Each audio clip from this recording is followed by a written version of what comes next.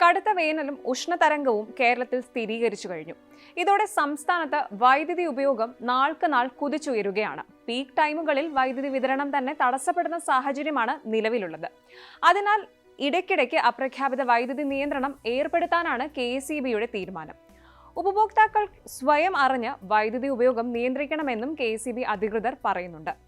പകലും രാത്രിയും ചൂട് ഒരുപോലെ നിൽക്കുകയാണ്. രാത്രി കഴിഞ്ഞും അന്തരീക്ഷ ഊഷ്മാവ് താഴെ വരുന്നില്ല. ഈ സാഹചര്യത്തിൽ AC-യുടെ ഉപയോഗവും വർദ്ധിച്ചു കഴിഞ്ഞു. നേരത്തേതിൽ നിന്നും വ്യത്യസ്തമായി രാത്രി 10:30-ക്ക് ശേഷമാണ് ഇപ്പോൾ പീക്ക് ഡിമാൻഡ് ഉണ്ടാകുന്നത്. കേരളത്തിന്റെ ചരിത്രത്തിൽ ആദ്യമായി പീക്ക് ഡിമാൻഡ് 5854 മെഗാവാട്ടായി. ഉപഭോഗം 114.185 ദശലക്ഷം യൂണിറ്റ്. കഴിഞ്ഞ വർഷം ഇത് 5024 മെഗാവാട്ടായിരുന്നു.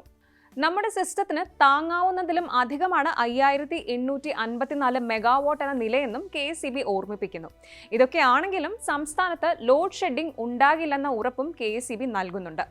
ചൂട് വർദ്ധിച്ചു വരുന്ന സാഹചര്യത്തിൽ വൈദ്യുതി മേഖലയുടെ പ്രവർത്തനത്തിൽ ചില ബുദ്ധിമുട്ടുകൾ ഉണ്ടാകുമെങ്കിലും പൊതുജനങ്ങളുടെ സഹകരണത്തോടെ ഊർജ്ജ സംരക്ഷണ പ്രവർത്തനങ്ങൾ ഉറപ്പാക്കിക്കൊണ്ട് വൈദ്യുതി വിതരണം കൂടുതൽ കാര്യക്ഷമതയോടെ നടത്താൻ തീരുമാനിച്ചു.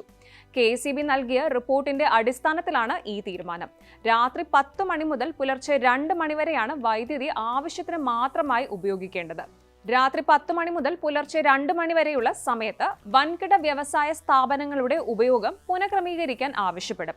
ആവശ്യത്തിന് മാത്രം വൈദ്യുതി ഉപയോഗിക്കുമ്പോൾ ഇടയ്ക്കിടെ അധിക ലോഡ് കാരണം ഫീഡറുകളിൽ ഉണ്ടാകുന്ന വൈദ്യുതി തടസ്സം ഒഴിവാക്കാനും സാധിക്കും.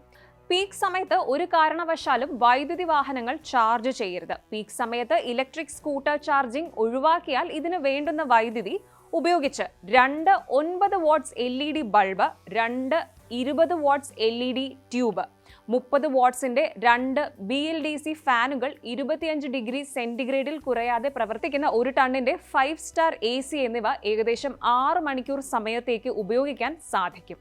പീക്ക് ലോഡ് അല്ലാത്ത സമയത്ത് വൈദ്യുതി വാഹനം ചാർജ് ചെയ്യാവുന്നതാണ്.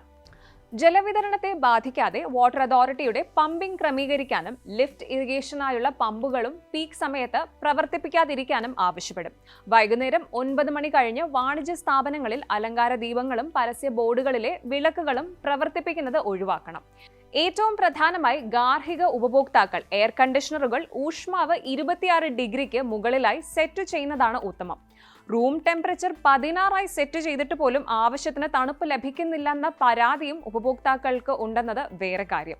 ഈ സമയത്ത് അനാവശ്യ വിളക്കുകളും മറ്റ് ഉപകരണങ്ങളും ഓഫ് ആക്കാനും ശ്രദ്ധിക്കണമെന്നും KECB പറയുന്നുണ്ട്. ഇത്തരത്തിൽ ഉപഭോക്താക്കളുടെ സഹകരണത്തോടുകൂടി സ്വയം നിയന്ത്രണങ്ങളിലൂടെ സഹകരിച്ച് മുന്നോട്ട് പോകാനാകും. ഫീൽഡ് തലത്തിൽ ക്രമീകരണങ്ങൾ നടത്താൻ ഡെപ്യൂട്ടി ചീഫ് എഞ്ചിനീയർമാരെ ചുമതലപ്പെടുത്തി. 2 ദിവസത്തെ സ്ഥിതി വിലയിരുത്തിയ ശേഷം KECB വീണ്ടും സർക്കാരിന് റിപ്പോർട്ട് നൽകും. ഉപഭോക്താക്കൾ സഹകരിച്ചാൽ ബുദ്ധിമുട്ട് ഒഴിവാക്കി മുന്നോട്ട് പോകാമെന്നാണ് KECB പറയുന്നത്. വൈദ്യുതി നിലയ്ക്കുന്നത് ഉദ്യോഗസ്ഥരുടെ അനാസ്ഥ കൊണ്ടല്ലെന്ന് പറയുന്ന KECB ചില സ്ഥലങ്ങളിൽ ഓഫീസിൽ ഉപഭോക്താക്കൾ എത്തുന്നതും ഉദ്യോഗസ്ഥരുമായി തട്ടിക്കയറുന്നതും വർദ്ധിച്ചു വരികയാണ്. വാസ്തവത്തിൽ ജനങ്ങൾക്ക് ഇടതടവില്ലാതെ വൈദ്യുതി എത്തിക്കുക എന്ന കർത്തവ്യത്തിലാണ് KECB ജീവനക്കാർ മുഴുകുന്നത്. അല്ലാതെ വൈദ്യുതി മുടക്കുവാനോ മാറ്റി നൽകാനോ അല്ല. ഓഫീസിൽ കടന്നു കയറുമ്പോൾ ജോലി തടസ്സപ്പെടുത്തുകയും ജീവനക്കാരുടെ മനോധൈര്യം കെടുകയും ചെയ്യുന്നത് സാങ്കേതിക ജോലിക്ക് തടസ്സമാകും. നമ്മൾ വീട്ടിൽ സുഖമായിരിക്കുമ്പോൾ KECB ജീവനക്കാർ പോസ്റ്റിന് മുകളിൽ വെയിലേറ്റ് ജോലി ചെയ്യുകയാണ്. അവരെ തകർത്താൽ നിലവിലുള്ള സിസ്റ്റം തകർന്നു പോകും. അതുകൊണ്ടുണ്ടാകുന്നത് വലിയ അപകടമാണ്. മാന്യ ഉപഭോക്താക്കൾ ഉപഭോഗം കുറച്ച് സഹകരിച്ചാൽ എല്ലാവർക്കും തടസ്സമില്ലാതെ വൈദ്യുതി നൽകാനാകും. പ്രളയകാലത്തുൾപ്പെടെ ലോകത്തിന് മാതൃകയായ കേരളത്തിന് ഇപ്പോഴത്തെ സാഹചര്യവും മറികടക്കാനാകും. ഇപ്പോഴത്തെ അവസ്ഥ അനിതര സാധാരണമായ ഒരു പ്രകൃതി ദുരന്തമായി കണ്ട് പ്രശ്ന പരിഹാരത്തിനായി പൊതുജനങ്ങൾ ഒറ്റക്കെട്ടായി നിൽക്കണമെന്ന് ബഹുമാനപ്പെട്ട വൈദ്യുതി വകുപ്പ് മന്ത്രി ശ്രീ K. കൃഷ്ണൻകുട്ടി ആവശ്യപ്പെട്ടു. പൊതുജനങ്ങൾ പരമാവധി ഉപഭോഗം കുറച്ചുകൊണ്ട് പ്രത്യേകിച്ചും രാത്രി 10 മണി മുതൽ പുലർച്ചെ 2 മണി വരെയുള്ള സമയത്ത് KECBയുമായി സഹകരിക്കണമെന്നും മന്ത്രി നിർദ്ദേശിച്ചു. സാങ്കേതിക കാരണത്താൽ വൈദ്യുതി മുടങ്ങുമ്പോൾ KECB ഓഫീസുകളിൽ ബഹളം ഉണ്ടാക്കുന്നതും ജീവനക്കാരുടെ ജോലി തടസ്സപ്പെടുത്തുന്നതും വൈദ്യുതി മേഖലയുടെ പ്രവർത്തനം താറുമാറാക്കുമെന്നും മന്ത്രി ഓർമ്മിപ്പിച്ചു.